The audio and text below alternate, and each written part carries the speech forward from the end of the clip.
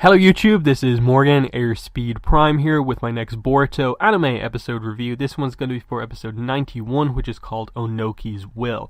And this looks like it's the second last episode of this arc. It looks like next week is going to be our sort of wrap up to it, because I know we're getting the adaptation of some of the novels, I think, coming up next. I'm still not entirely clear on exactly that, but either way, it looks like this arc is basically at its end, and as I suppose the end to the kind of present day action, I thought it was actually pretty good. I think there's some little issues just with regards to how clear or kind of unclear they were about some stuff at the end, mainly that it's not really a great thing if you're even the slightest bit like questioning, is Onoki dead?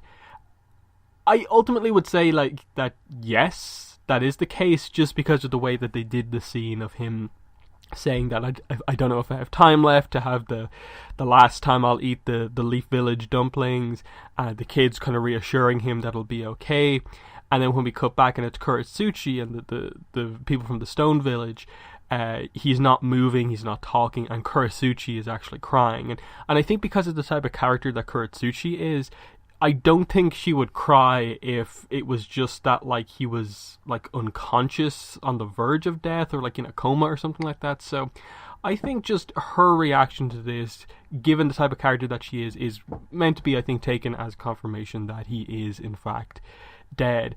And I was definitely going back and forth in earlier episode reviews on this arc about this seems to be what they're going for here, the last focus on Onoki before they kill him off. And in that sense, like, I think it was a pretty well done arc in that sense of like having him create this problem and then be there to, you know, basically finish off Ku, end the problem, and see, I suppose, in a way, what his grandson's like actual, you know, will was, and kind of ending on the note of just like, you know, the amount of support that he got from like Boruto, from the next generation. Seki, that's the role he played in this, having to assist Onoki to make this happen, in that this wouldn't have come to an end without the help of the new generation that Onoki's actions were trying to prevent from ever even getting involved in the action. So that combined with kind of Mitsuki's arc and him discovering his own will, I think it came together as well as it could. Like, the problem with this arc is definitely the pacing throughout. Definitely some of the middle points, it was very, very slow. Like, in or around the introduction of Garga especially, they've spent a little bit too much time, I suppose, in or around the search for him and so on. But the main points of this arc, I think, are very, very well done. And given that it now has stuff to it that, like, apparently it is the death of Onoki, that's a notable thing in the series, because he is this character who has always been the old shinobi, the one who's still alive, who's experienced like the coming and goings of so many Kage from the different villages. I think there is some fact, like, hasn't he lived throughout the entire run of all of the Leaf Village Kage? He's seen them all come and go, or something like that. So, you know, there's some important stuff going on here for sure.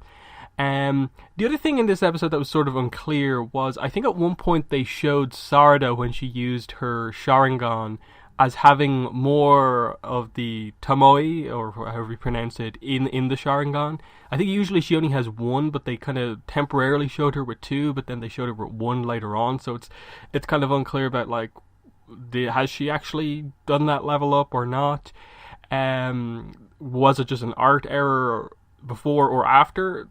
You know, little bits and pieces like that are just like things that kind of take a little bit away from the arc. But overall, I thought the action was actually pretty well done. I like that Ku in the fighting wasn't just using particle style. Ultimately, we only really did get to see the one particle style jutsu, and I still would like to see is there anything more to it. But with that, I suppose it basically means that we don't have any particle style users left. So maybe they can introduce someone later on who has it, but we have to wait and see on that, of course. But still, like, he was using earth jutsu, he was using the sword, and I was actually kind of surprised And I'm still kind of going back and forth about it of like, am I okay with the fact that it was like Team 7 that actually sort of defeated Ku? Like obviously took out him at like full power with the heart. That's what they did. And I'm okay with it because you have to have a big moment of Team 7 fighting together again. So Mitsuki being on the team, adding his power to Sarada and Boruto's, and them doing a multi-team move to get that victory. And then Onoki is the one who comes in, as a lot of the fabrications have done, where they're on the verge of victory. They just overload their power and do something that very few characters can stand up against. And that's when Onoki steps in and uses his final attempt at particle style jutsu. And it was a really cool clash of just seeing the cubes get bigger and bigger, and Onoki eventually making the sort of energy ball in the center of the cube kind of grow beyond that, and he just takes it over and annihilates Ku. And I love the cutout shot of just seeing the tower that they're in and just this cube section missing from it. It's always a really cool effect with particle style, but it looked really awesome here where they did the long range shot, just seeing just how big of a kind of chunk of that place is missing. And it was a cool heroic moment of Onoki, you know, I suppose doing what the idea of his plot was this entire time, in a way the correct way. As one of the elders, he does protect the current generation. He sacrifices himself for them, but they played an important role in the fight as well, and they kind of will learn from his sacrifice. So I think that was a very kind of fitting and thematic kind of ending for him, of just him using up the last of his strength to save some kind of up and coming shinobi, and that very much being him sort of, I suppose, redeeming himself in the eyes of his grandson, and so on. So I actually really like that for, you know, the end of the Fence Sitter, his arc that he went on throughout the war, the kind of, you know, bad turn here, but then him realizing in the end that his plan kind of went against what his grandson's will was himself, and him going out understanding all of that. So as I said, that as like the strength of this arc, of them giving Onoki this send off, I think is strong. I hope they do some sort of a funeral type thing in the next episode, and really, I suppose, fully hit home, like just because, like I said, there was a little bit of confusion about, like, that wasn't exactly the clearest way to show that he's dead. Just because it's anime and you can never be sure all that much when they don't like directly say it, but I feel fairly confident that that's the case. I just hope they come back to it, because it was a little bit weird where you had the Kuretsuchi scene and then you cut to like the reunion of Mitsuki and the other members of his kind of year, basically, as the other teams arrive.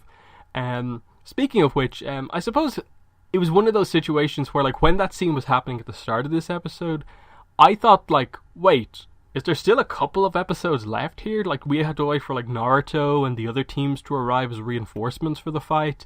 But then, like, they just got to the point where they kind of end up arriving after everything's done. I suppose this is where Naruto and Kuretsuchi need to talk to just go over, like, the specifics of what happened and keep the peace between the nations and so on. But it was nice because you had the dialogue between, like, Sarada, Boruto, and Mitsuki, and them kind of coming back together as a team. And you had them, Boruto, kind of give the example of, like, if you don't believe just me and Sarada, everyone is here for you.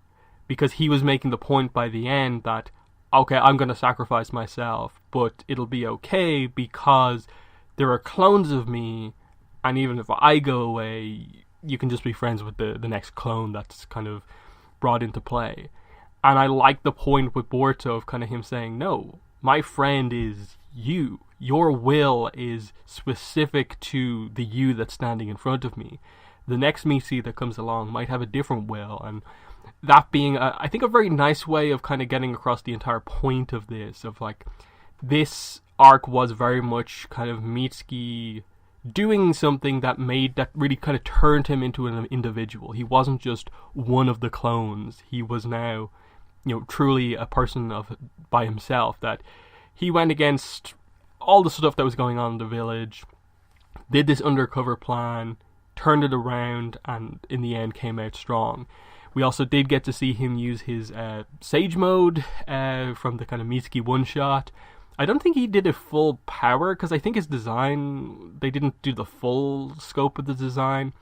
And there's still the whole mystery around him not really wanting to show it off to anyone else. And then I actually did like the fact that he was actually defeated by Ku in that form. That Mitsuki is powerful, and the idea is that he's meant to sort of be a step or two maybe ahead of Boruto and Sarada just because of the nature of his being. But he still has a long way to go. He basically says there's like, if he uses the full power of the Sage Mode, his body might not hold up, so he has to sort of learn control over it. And I like that as a sort of limitation on that ability, that he can't just go full on, all out with it, that there's something still for him to learn. So I did appreciate that. And I assume based on the next episode, there's going to still have to be some sort of resolution with, Boruto and Mitsuki, but also Orochimaru. I assume we'll get. I think we see him in the preview, so there's probably going to be some scene kind of covering what's up there. And then just in general, the worry by the end of the episode kind of seems to be that Mitsuki might get banished from the village for kind of causing this, but also he ended up sort of being the person who got everyone onto the trail of what was happening, and if not for like Boruto's team and everyone getting involved, it wouldn't have ended as well. Similarly, another scene that was actually really well done was the Konohamaru scene. It was still a bit weird to see him just go like, I didn't do anything, and to be fair, like, he wasn't the focus, but he played his role in terms of it was through Mitsuki and Konohamaru meeting that we sort of got the understanding that Mitsuki's still actually on the right side. But it was very, very fitting that he hugs Mitsuki. Like, Mitsuki's worried about, like, that he's betrayed the village, and it's Konohamaru, someone who, in a way, has reason to maybe have issues with him because of him being Orochimaru's son, but he hugs him because he knows him as a member of his team, and he knows that Mitsuki is a good person, and he cares about that more than the potential negatives that come from who he's related to. So that was nicely done. Still want to see Konohamaru actually do something and get across how powerful he is at this point in time, because I still don't really have that great of a sense for just how strong he is, but there's time for that, of course. Anything else? I think anything else with this arc, I'm hoping the next episode will resolve, and I think it will. I think they'll have to wrap up, like, as I said, funeral for Onoki, probably just be really clear about if in fact he has died. I'd say you'll probably, like, Mitsuki will probably have to be punished slightly, but I don't think they'll banish him.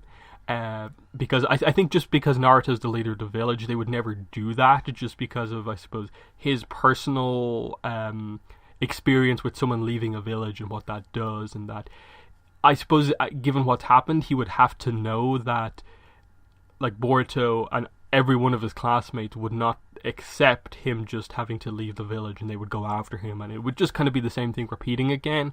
So what exactly is said to Mitsuki is going to be actually quite interesting to see. But beyond that, I think that's everything I want to talk about with the episode. The action was actually, I think, really good. As I said, some of the weaknesses around just, it's a bit weird that they weren't as clear as they could have been about Onoki dying, and then also if Sarada got a Sharingan upgrade or not. Slight weaknesses, but we'll still stuff to wrap up. They also showed Garga in the preview for next episode, so that'll probably be something to confirm about, like, whether will they break off the fact that Garga is Boruto's summoning animal, and he might get another one at some point, or will this be something where, like, Boruto has kind of re-inspired Garga, and Garga is actually going to stay as Boruto's summoning animal. So that's actually something I'm actually quite interested in, because Boruto definitely needs some new moves, and having the snake to summon whenever he wants is actually a pretty good thing. But yeah, I think that's everything I want to say about this episode. In the comments, let me know what your thoughts were on the episode. But that's been the video. Thanks for watching, and bye.